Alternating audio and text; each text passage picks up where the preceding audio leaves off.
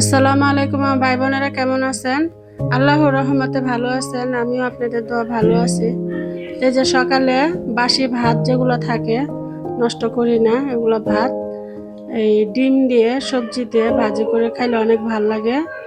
তা আমি কিভাবে খাই দেখেন। অনেকগুলো বাসি ভাত ছিল, তো ভাবছি ভাতের ভিতরে দিব। তো আমার ছেলের বউ বলতেছে আম্মা ভাজেন, ভাজলে অনেক সকালে নাস্তাটা হয়ে যাবে। তো এই যে আমি ভাতগুলো দুইটা ডিম দিয়ে সবজি দিয়ে ভাইজা নিলাম।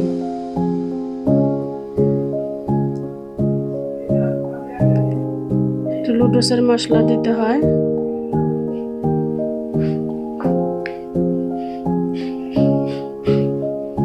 তো আমার প্রিয় ভাই বোনেরা এভাবে খেয়ে দেখবেন, আপনাদের কাছে অনেক ভালো লাগবে।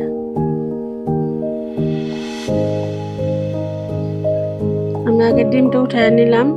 কাঁচা ডিমটা দিলে হয় কি একটু গন্ধ করে, আমি হালকা করে ভাজা নিলাম। এই যখন আলু দিয়েছি আর এই গাজর দিছি, পেঁয়াজ দিছি, একটুখানি মশলা দিছি, আদা রসুন বাটা আর কি।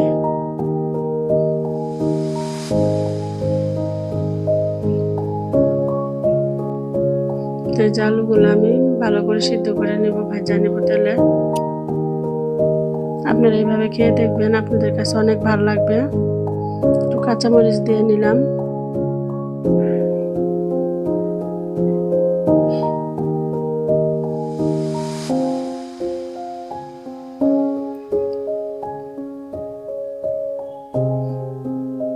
একটু মরিচের ফাঁকি দিলাম একটু কালারটা সুন্দর হওয়ার জন্য। একটু জিরার ফাঁকি দিলাম।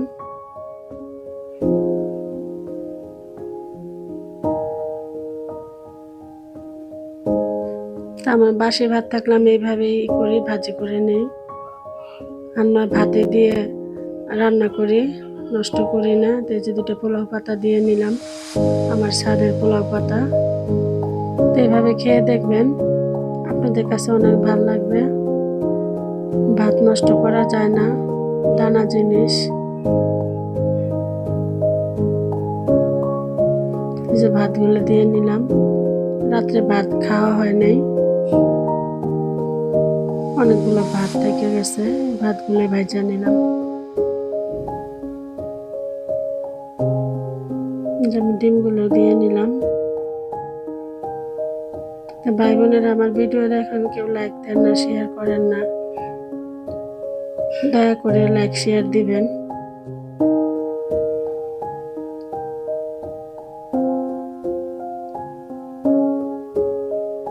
আমি কথা বলতে পারি না সুন্দর করে, আপনাদের মতো সুন্দর করে গুছায় কথা বলতে পারি না, চেষ্টা করব।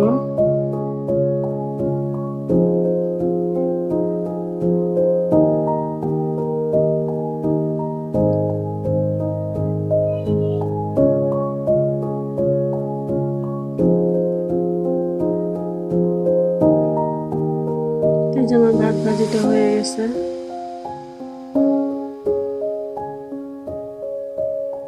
এটা সকালের নাস্তা।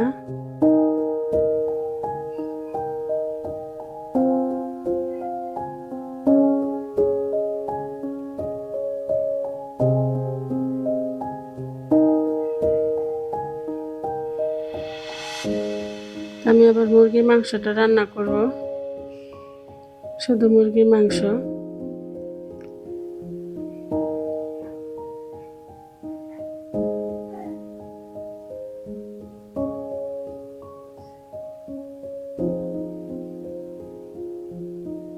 এই যে আমার ভাত ভাজিটা কিরকম হলো।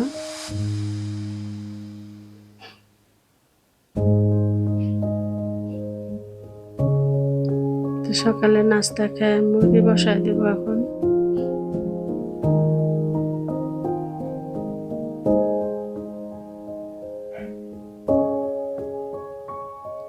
এই যে মুরগিটা বসায় দিলাম।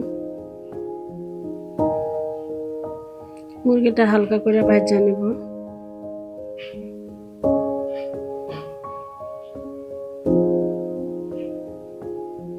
আমি একটু হালকা করে ভাজা নেই মুরগিটা।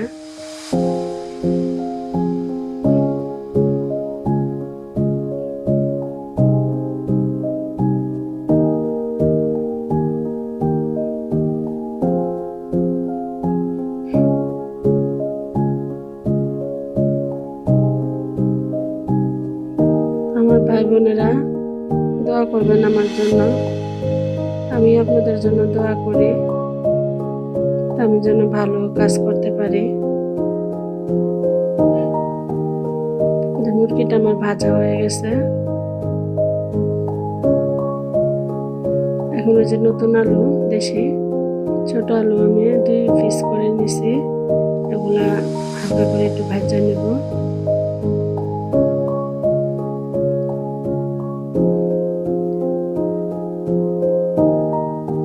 এভাবে খেয়ে দেখবেন আলু দিয়ে, ছোট আলু।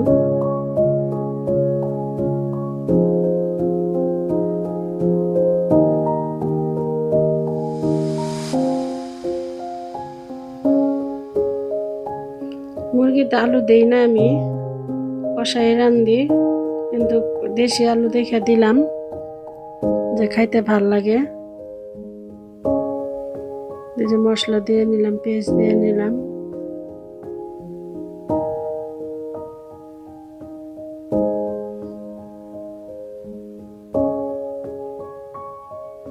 পরিমাণ মতো লবণ দিলাম। যে আমার বাটা ময় মশলা দিয়ে দিলাম, মরিচ বাটা, রসুন আদা বাটা, পেঁয়াজ বাটা, হলুদ দিয়ে নিলাম পরিমাণ মতো, মরিচের ফাঁকি, ধনিয়ার ফাঁকি।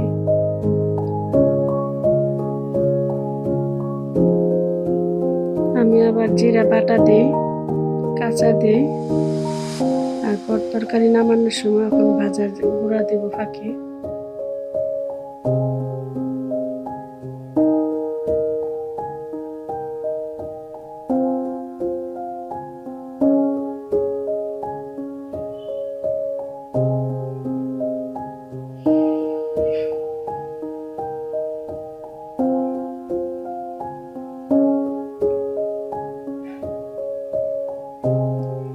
কষানি শেষ, এখন আলু দিয়ে নিব আমি। তো ভাই বোনেরা, আমার মার জন্য দোয়া করবেন। আমার মার কুড়ের ঘরটাও ঠিক হয়নি এখনো, আমি আবার যাব। এই যে আলু দিয়ে নিলাম।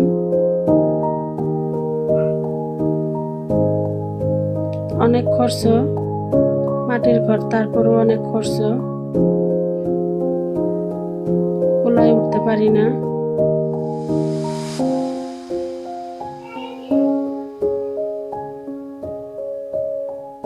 শীতের ভিতরেও কামলারা আসতে চায় না, আমাদের ওদিকে অনেক শীত, পঞ্চগড়।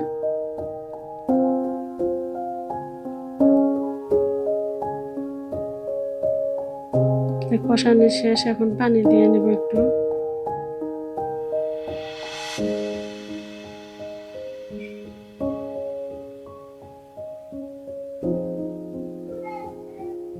একটু ঝোলে করব, আলু দিছি যেহেতু একটু ঝোল করব।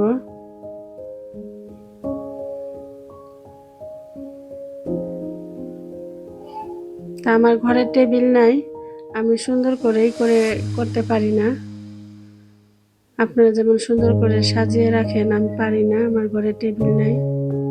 ইনশাল্লাহ আপনাদের দোয়ায় কিনবো। তো এই যে আমার তরকারিটা কিরকম হলো জানাবেন। তা আজকে এই পর্যন্তই, ভালো ভালো ভিডিও দেওয়ার চেষ্টা করব। তো ভালো থাকবেন, সুস্থ থাকবেন, নিরাপদে থাকবেন। আজকে এই পর্যন্তই, আল্লাহ হাফেজ।